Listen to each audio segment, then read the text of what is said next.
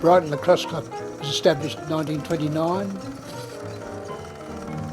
Sid Governance was one, but they all met together in the tea rooms that are on Railway Terrace on the corner of Beach Road. They met there and formed the foundation of the club, elected a president, a secretary, etc.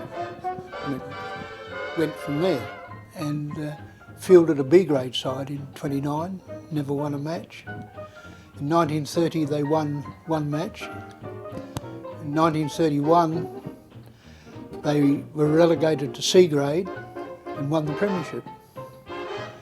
In 32 they came back again into B grade again.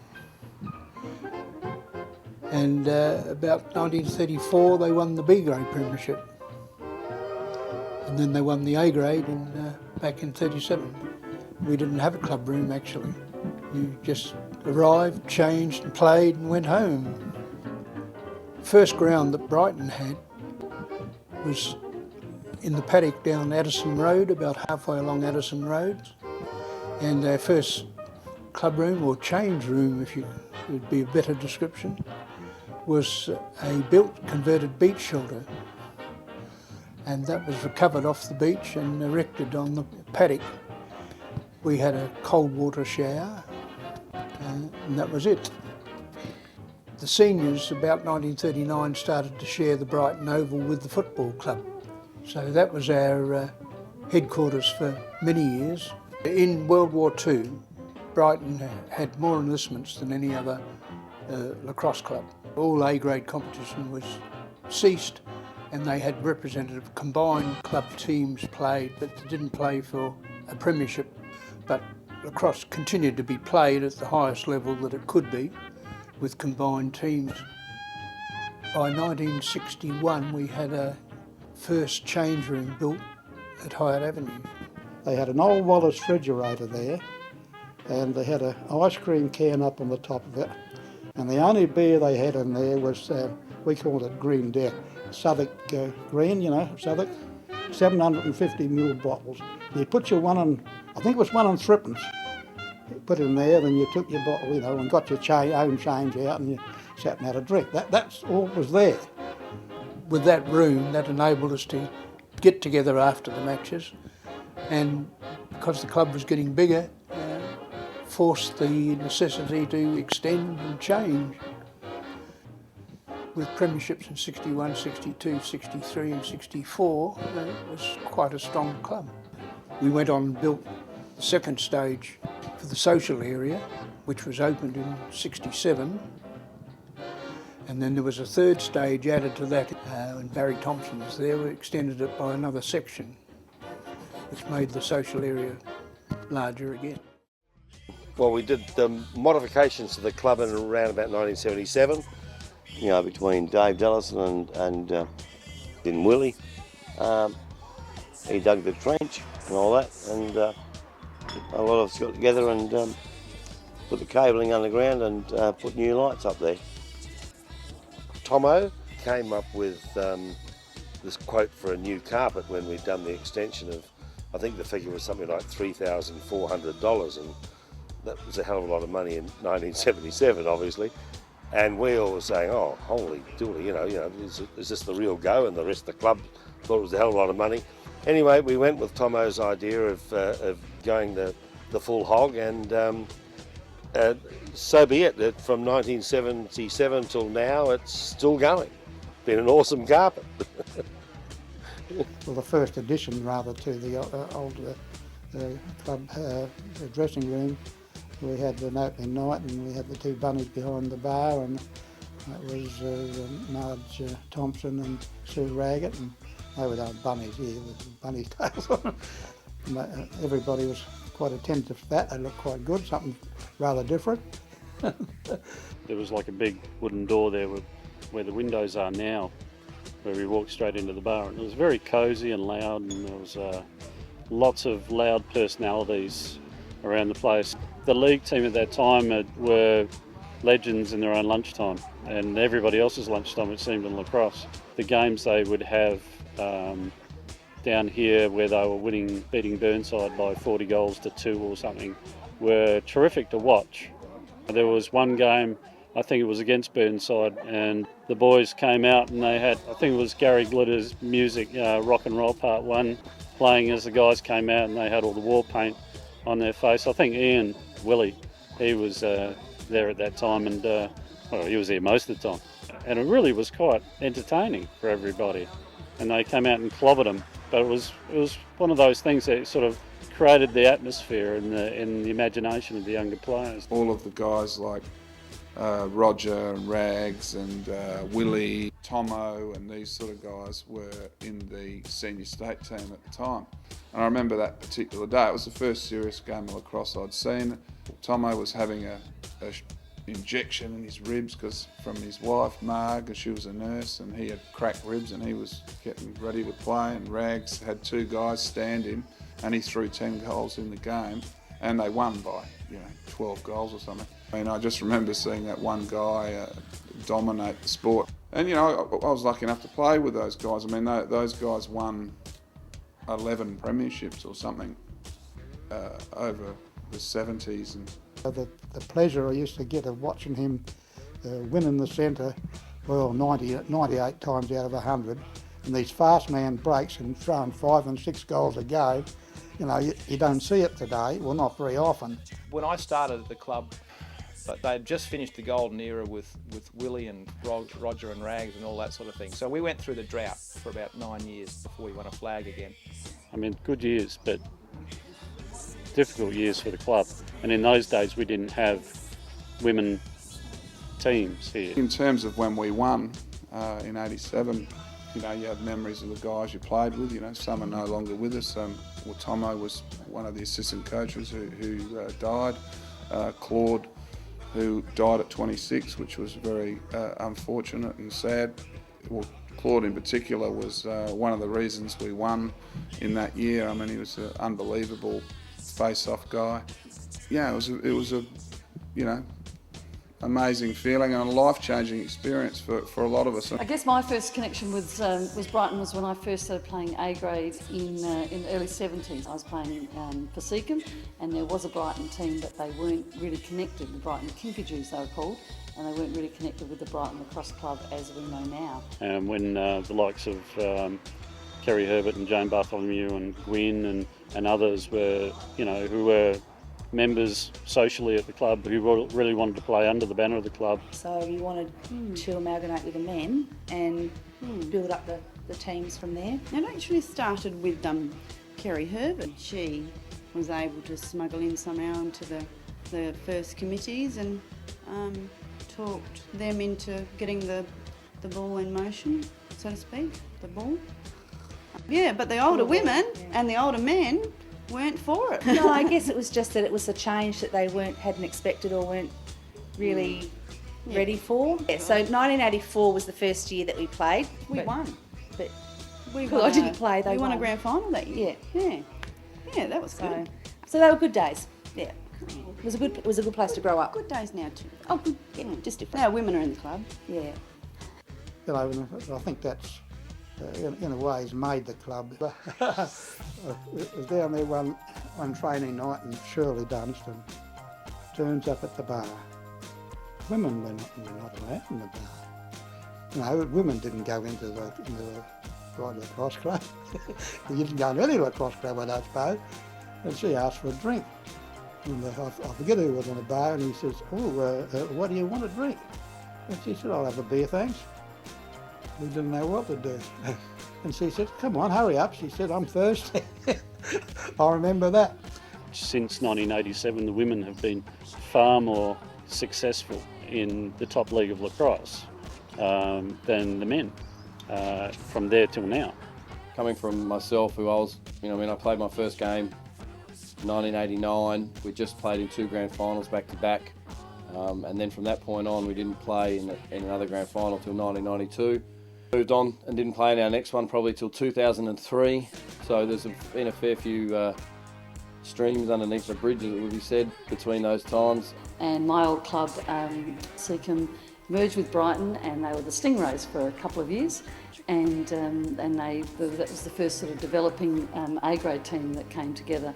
One of the most incredible things about Brighton is that such a small club in the big scheme of lacrosse across the world has produced 14 players who have played college lacrosse, and not only played and represented Brighton, but represented their colleges in an outstanding way. And in particular, Jen Adams, who was one of the first girls to go across and play in college lacrosse. And for her to win the Tewaaraton, which was the best player in the college competition in 2002, really set that standard. And a lot of the colleges knew they knew about Brighton Lacrosse Club, and they wanted the next Jen Adams. And of course, a few years later, Hannah Nielsen followed in her footsteps and won the Tewaaraton 2 years in a row. So it's just amazing that a club like ours has produced this standard of players, probably more college players than any other, certainly any other club in Australia, probably all the clubs in Australia combined. So that just speaks volumes for the sorts of things that we do to produce these top level players. College lacrosse is totally different from the way we have it here. There's heaps of people at your games, people know who you are. Every day there's a lacrosse game on, whether it's a high school game, whether it's club, whether it's college, whether it's Division 1, Division 2. It really blows your mind coming from an association or Australian lacrosse where we play once a week and we have a tournament every 6 months. Another indicator of the strength of Brighton is the number of Brighton players who have represented Australia, and there are 37 men and women, and of those 16 women have represented Australia at under 19 and senior level, and of those 16, 11 of those have a gold medal, have a World Cup gold medal, which is just fantastic. And in the last Australian team, this year's team went to Prague, there were 6 out of the 18 girls were from Brighton. And the previous World Cup team, there were 6 out of the 16 in Brighton. So we've been, in the last 3 or 4 World Cups, where we've been very strongly represented, and those players have really done us proud, and to come home with those gold medals as well has been just fantastic. We've had a representative in every World Cup side except for probably 2002, represented in every other World Cup from 1967 through to 2006. Jen Adams is signing autographs. We've got the poster here, and the facts are: Team STX, 2005 World Cup leading goal scorer. Team Australia, All-World Team, 2005 NCAA Player of the Year, 3 years in a row, and the list goes on. It's too much to say, but we're here in person with Jen Adams. Could ask for a comment, but I think she's a bit busy. So, right, here we are, Jen Adams. What's going on the poster, Jen? It's going to Bombers, the best club in the best state, in the best country in the world. Yeah, that's right. Because Australia is the best country in the world and the Bombers are the best club. And obviously Adelaide is the best state.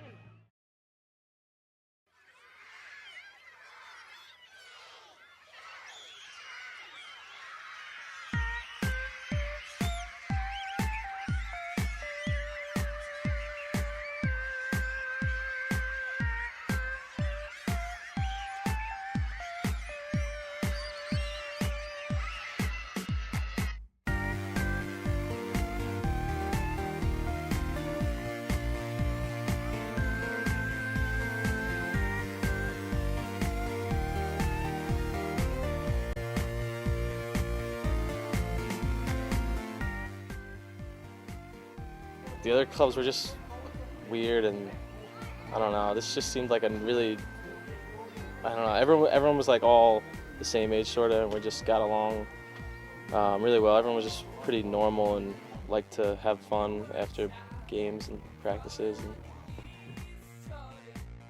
Yeah, I think that's what makes our club. Great friendships, Yeah. isn't it?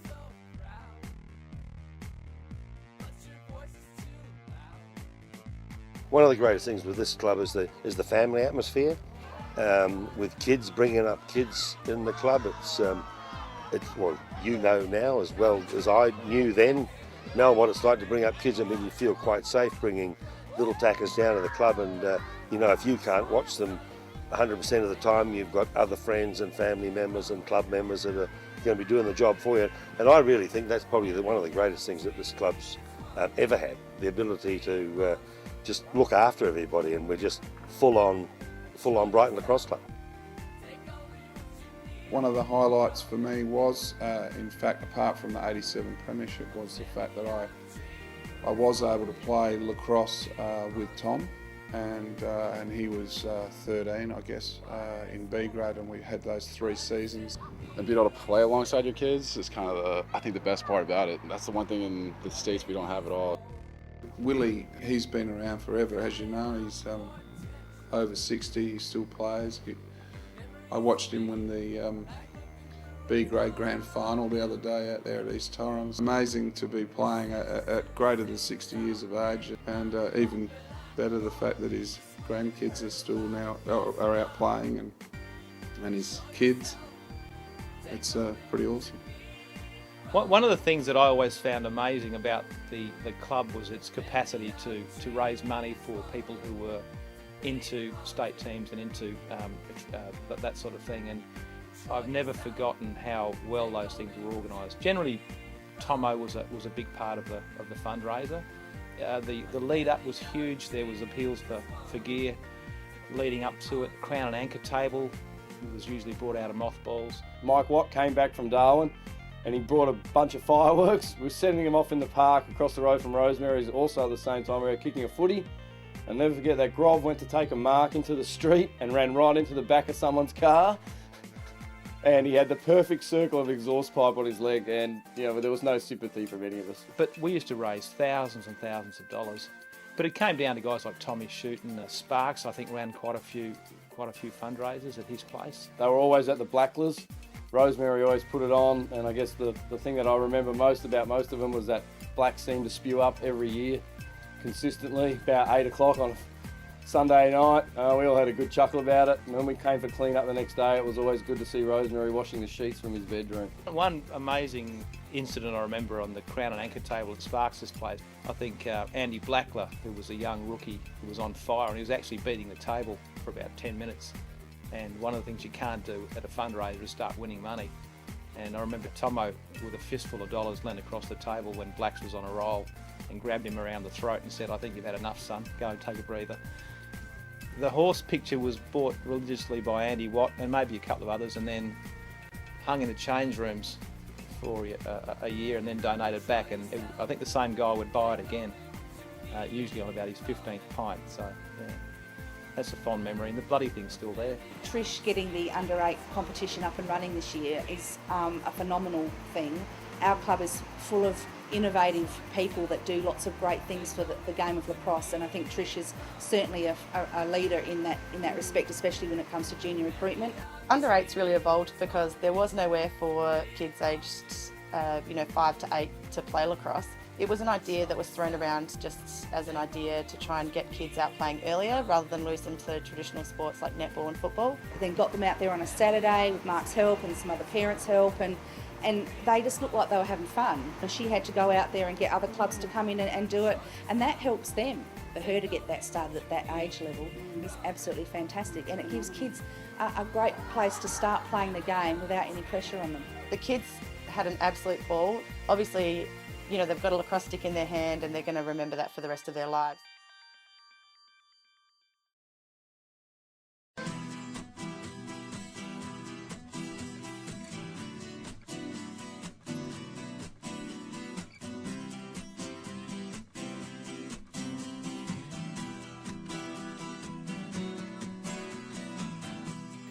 Last year in 2008 we had an amazing season. We lost one game, which was good for us, and then we went through and we won the grand final by about 20 goals. Absolutely dominated in the final. We sharing each other, nearer than father. 2008 was a great opportunity for all the young ones to stand up and really show what they had, and for the older girls to have a little bit of relief from the pressure put on them.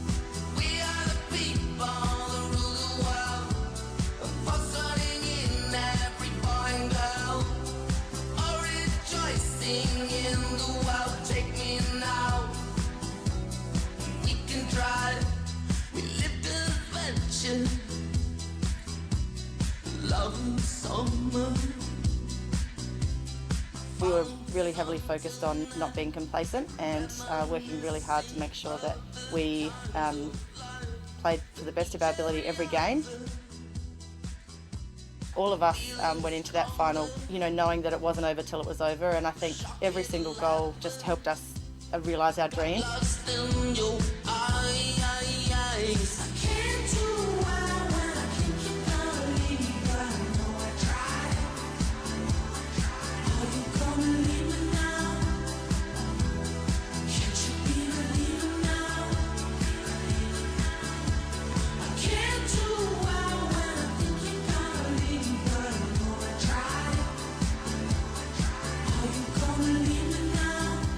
Just one of those games where we just hit the ground running, started off so strongly and really took it away.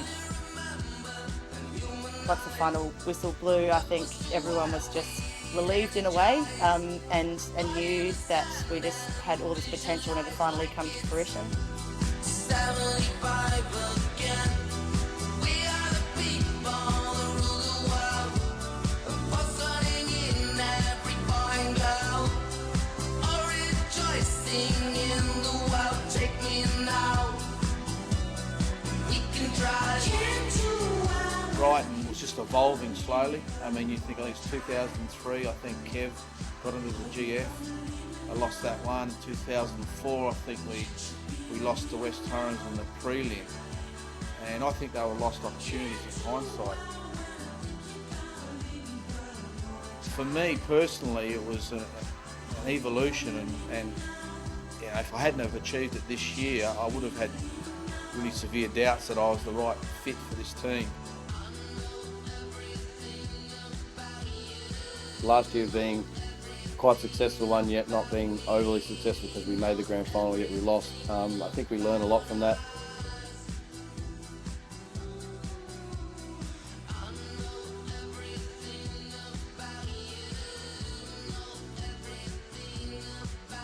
And the difference between last year and this year is they're a year older and dropping off the pace a bit. Our boys are in there getting a little bit better and more experienced.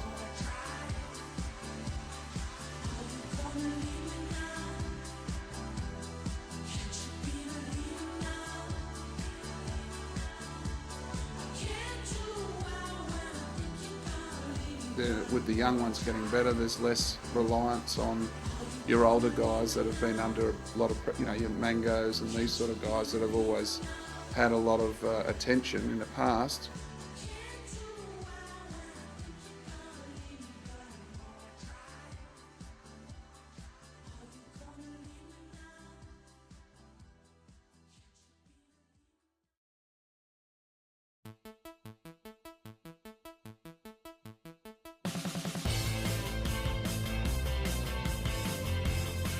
We were really excited to have the opportunity to play in the Australian Club Championship.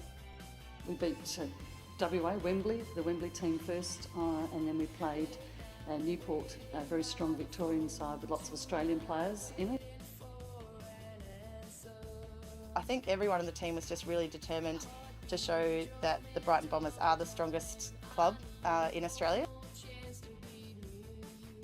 And we're very proud to be able to call ourselves the Australian Club Champions. It's a huge honour, and I think we'll look upon it for years to come as something that we can be really proud of.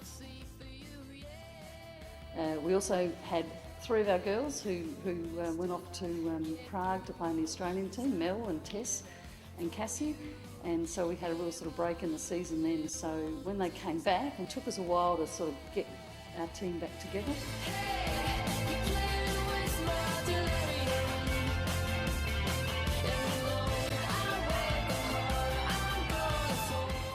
But we were well prepared, I think, for the finals, and very, very determined. I've never seen a team more determined to make sure we won.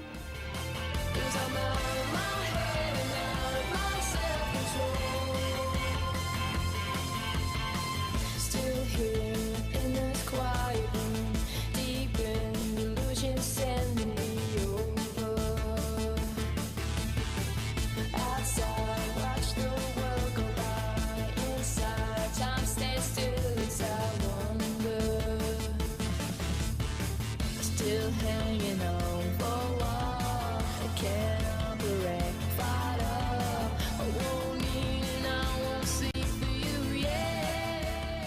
What I think we achieved this year is we got a group of guys together that it didn't really matter if certain guys were cut out in games. We finally developed a way of playing whereby we weren't had any reliance on any one player.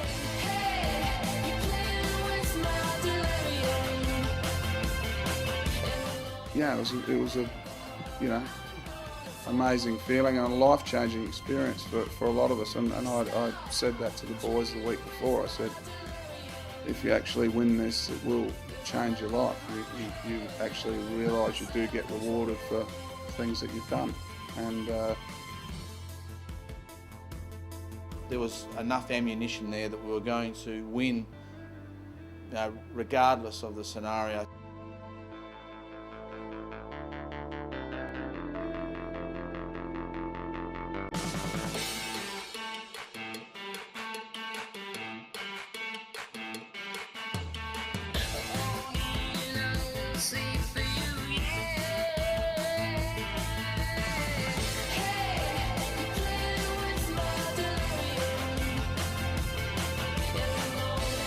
it's very hard to cover 6 blokes.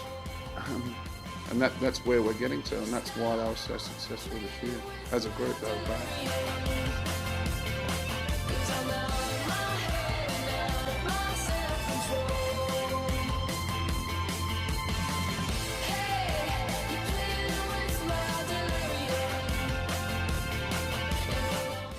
Who are you going to cut out, particularly this year? Who was Woodville going to cut out that was going to win them the game?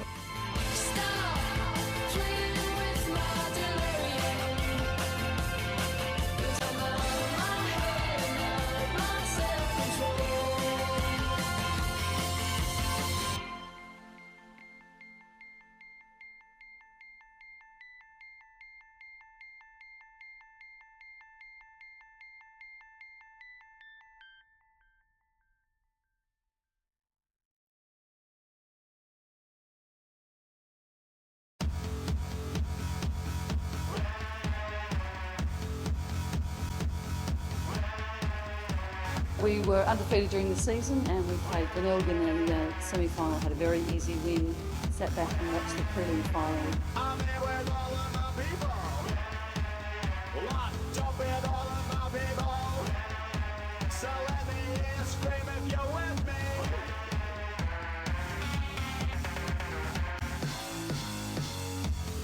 There's obviously a little bit of pressure having already won the year before, so we wanted to work as hard as we could to make sure that we could maintain the club pride and continue obviously to show that dominance.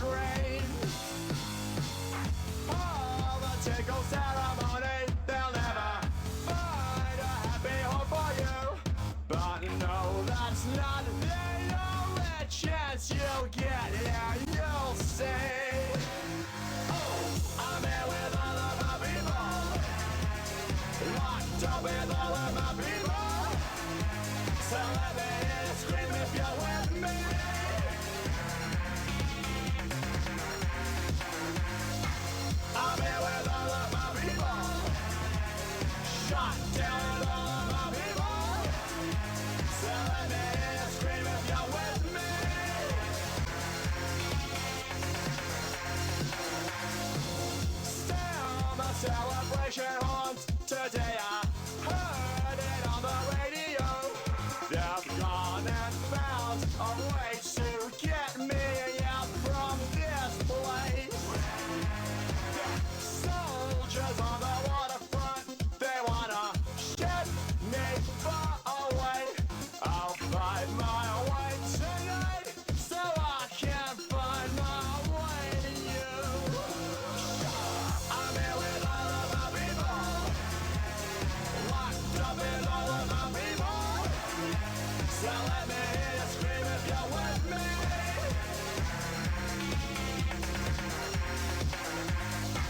I'm here with all of my people, shot down with all of my people. So let me hear you scream if you're with me.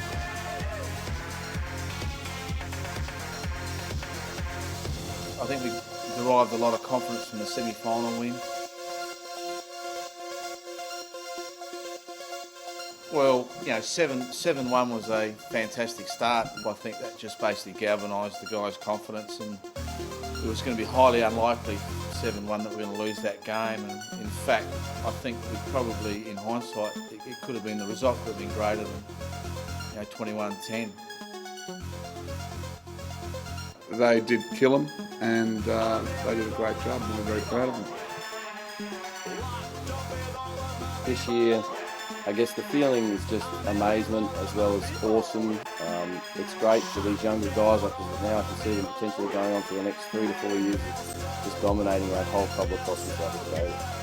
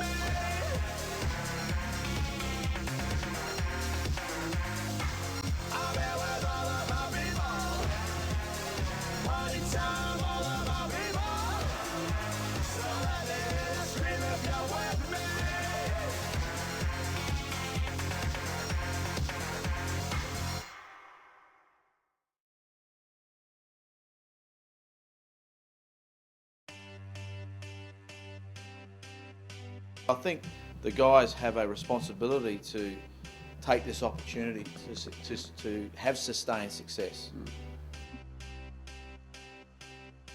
There's a good vibe around the club when you have success. You don't have to look at the women in the last 2 seasons, what that's brought to their side of the club. So I think the guys, they have a responsibility. If they haven't got enough internal motivation to continue to succeed, there's other things too they can look at, and that's to provide the club that's nurtured them and got them to this point with the success it deserves, particularly on the field.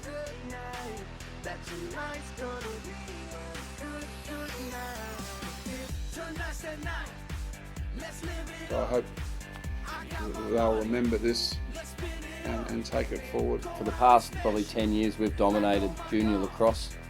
Our women's senior team has won 3 or 4 premierships. And to break through finally for a senior men's one, I see the future for us as being quite bright.